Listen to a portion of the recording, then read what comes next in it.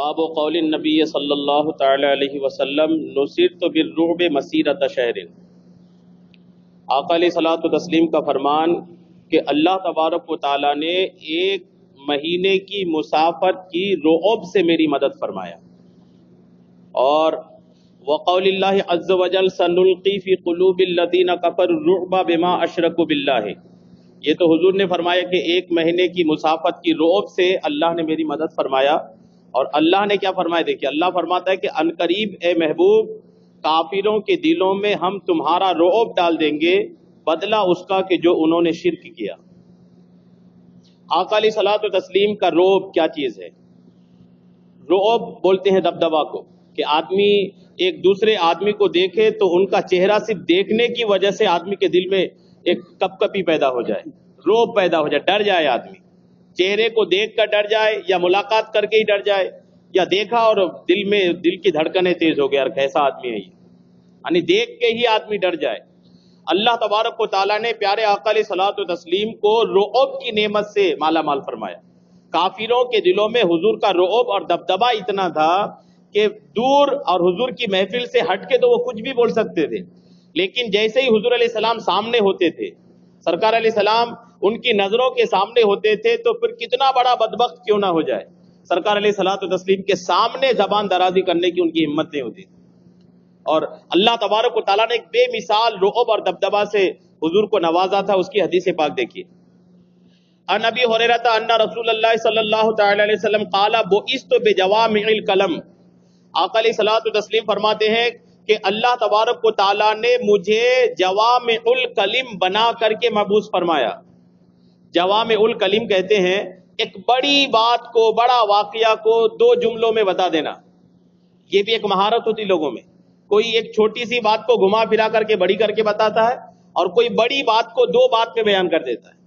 اللہ تبارک و تعالیٰ نے حضور علیہ السلام کو یہ مہارت بھی عطا فرمائی تھی کہ کوئی بڑی بات ارشاد فرمانا ہے تو حضور کو کوئی بڑا گھما پھرا کے بات کرنے کی آپ کو عادت نہیں تھی، دو بات بولتے تھے پوری بات ہو جاتی تھی۔ الحمدللہ یہ نعمت بھی اللہ تبارک تعالیٰ نے حضور کو عطا فرمایا۔ اور دوسری وَنُصِرْتُ بِالرُّعْبِ، اور آقا فرماتے کہ اللہ نے مجھے رعب سے مدد فرمایا، اللہ نے میری مدد رعب سے فرمایا، کہ کوئی کتنا بڑا کافر، کتنا بڑا دشمن کیوں نہ ہو جائے، اللہ نے میرا رعب، میرا دبدبا اس کے دل میں ڈال دیا تھا۔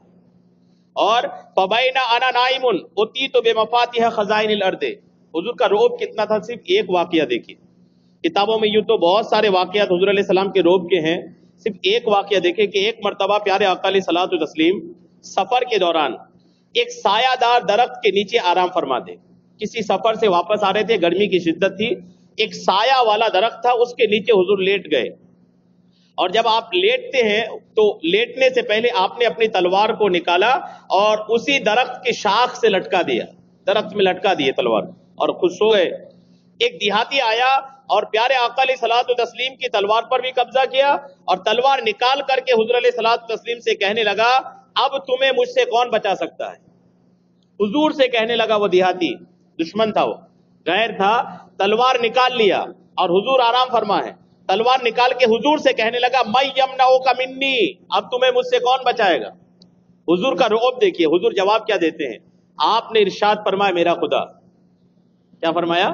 جب اس دشمن نے پوچھا آپ کو کون بچائے گا، تو حضور نے بس ایک ادنا چھوٹا سا جواب ارشاد فرمایا میرا خدا بچائے گا۔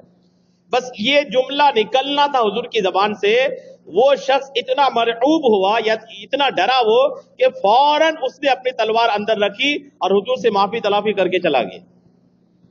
رعب اس کے دل میں اتنا چھا گیا، جو مارنے کی نیت سے آیا تھا، حضور کی ایک بات سن کر پورا رعب، ان کا پورا غصہ، ان کی پوری جوش جذبہ سارا کچھ ٹھنڈا پڑ گیا، اپنی تلوار نیام میں ڈالا اور معافی تلافی کر کے واپس چلا گیا۔ بے شمار رعب اللہ تبارک و تعالیٰ نے ہمارے پیارے آقا علیہ صلاۃ و تسلیم کو عطا فرمایا تھا، اور اسی رعب کا حصہ تھا کہ الحمدللہ حضور نے تو فرمایا کہ میں ایک جگہ اگر بیٹھا ہوتا تھا تو ایک مہینے کی مسافت چاروں طرف، یعنی ایک مہینہ پہنچنے میں جتنا دور جائے گا آدمی، اتنی دور تک حضور علیہ السلام کا رعب لوگوں کے دلوں میں ہوتا تھا۔